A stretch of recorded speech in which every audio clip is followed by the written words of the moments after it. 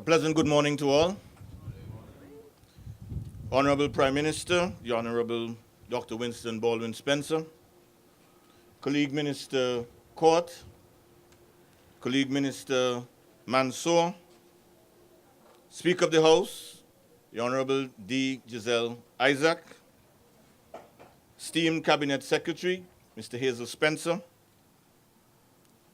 Mrs.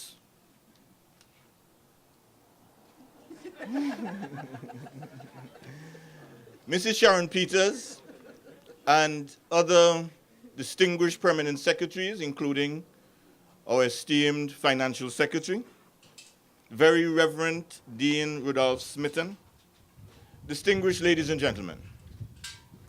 I must say that today's event is designed to celebrate a milestone which has been, as we've heard, long in preparation, but I'm sure we'd all agree it will be satisfactory with respect to its intended outcomes. Certainly I'm elated, and undoubtedly so are my colleagues who have seen this process develop, as well as the technical team who negotiated the funds, as well as all the other individuals who provided their expertise, their time, and invested their confidence in ensuring that this center, and perhaps more importantly, the services that will be offered by this center, will be ready for business, and to have the Antigua and Barbuda Skills Training and Empowerment Program close to its final steps for taking in the first cohort and running its first project cycle. Now, our engagement with the World Bank, which produced the Public and Social Sector Transformation Project, has made this event possible. Out of a US 10 million specific investment loan, an amount of US 4.1 million is allocated to support active labor market programs. Mr. Kentish very ably explained the full meaning and significance of this aspect of the overall project. I must commend those who have been involved thus far, because it certainly has been no easy feat. In 2010, the government of Antigua and Barbuda reached out to the World Bank and other development partners and donors for support to implement our National Economic and Social Transformation Plan. The response was immediate, assured, and of course, conditional.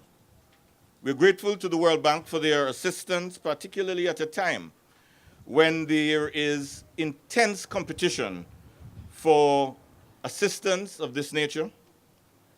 This competition is not just regional, but it is global in its nature and scope. At a time also when oversight by any of these agencies who cooperate with governments, where that oversight is becoming stronger and stronger, and sometimes one would even be tempted to say restrictive. And needless to say, where the price of money is becoming more and more expensive. In this regard, I'm pleased to say that we were able to sign off in August 2013 on this agreement with an interest rate of less than 2%. Now, with all of that said, everything is going to be based on results. We believe that, and the agency, the World Bank, that is working in cooperation with us on this matter, that is also the view that they take. And so they are insistent, and we equally are insistent, that results must be the ultimate measure of the success of this venture. And so it must be sustainable, and it must contribute to economic and social development. Based on our agreement, the overall goals that we will be seeking to achieve will include poverty elimination and the promotion of shared prosperity.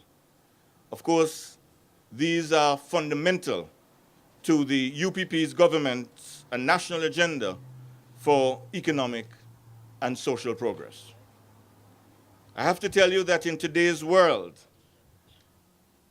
whilst we were able to get the funds at a very low and manageable interest rates, there is no such thing as free unconditional money. And that's why I said that the support is conditional, and it is conditional on results. And the quicker we are able to realize our results, it will be that much quicker and easier for us to realize our development goals. And of course, we will also be able to attract more support, not just from the World Bank, but from other development partners.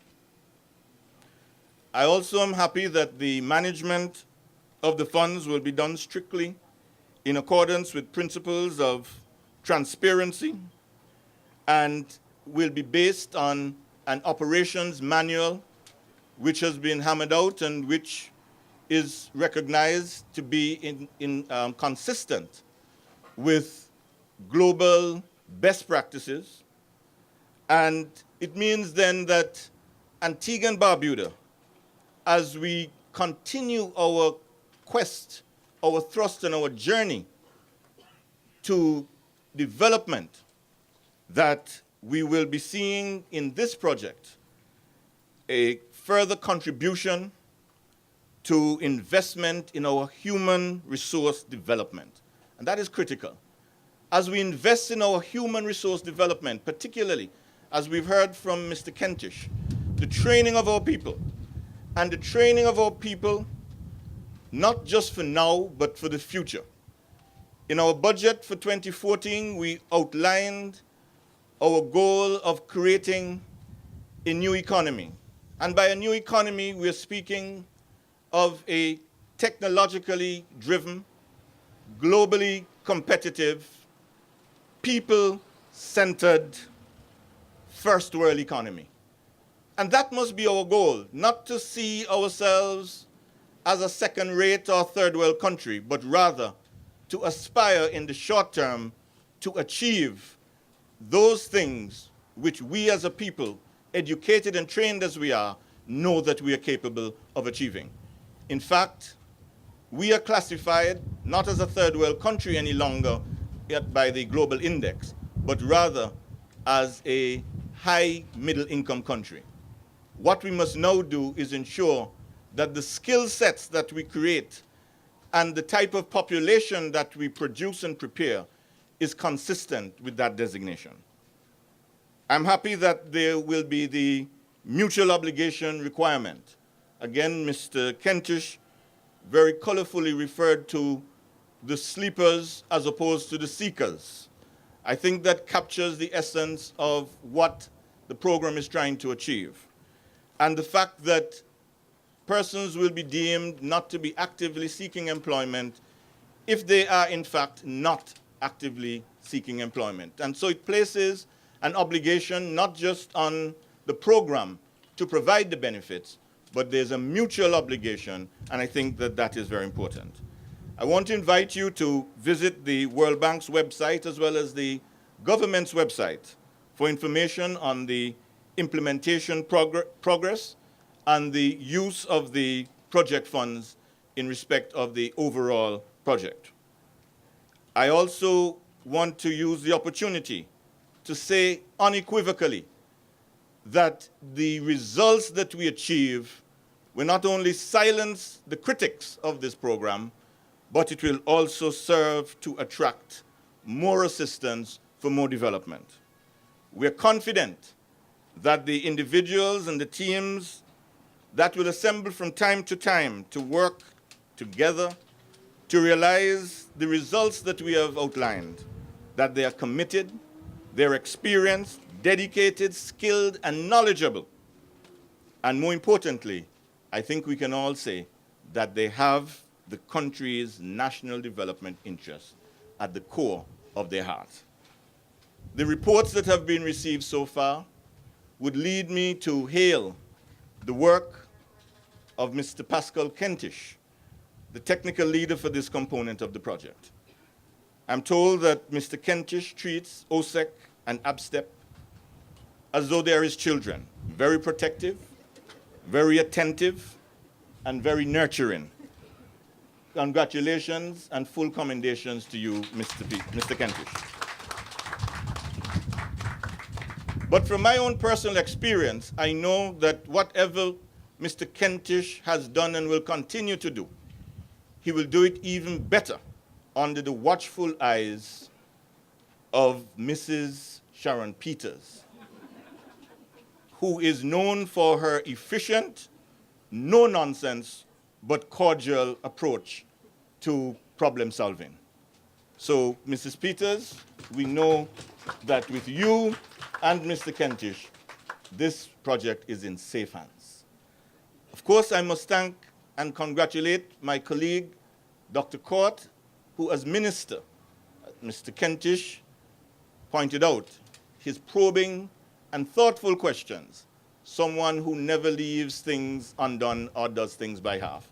And so with the minister, with Mrs. Peters and Mr. Kentish, I'm sure that the results that we have been seeking will be indeed achieved. Let me also express my gratitude to the other key participants in this program, the persons at the project management unit for the hard work that they've put in terms of the negotiations with the World Bank and bringing the project to this stage, and to reaffirm that the UPP government remains committed to its vision to eliminate poverty and to promote the overall well-being of the people of Antigua and Barbuda. I will go no further, given the season, but I'm sure you understand exactly what I'm saying. And when the right time comes, you will know what to do. Thank you very much.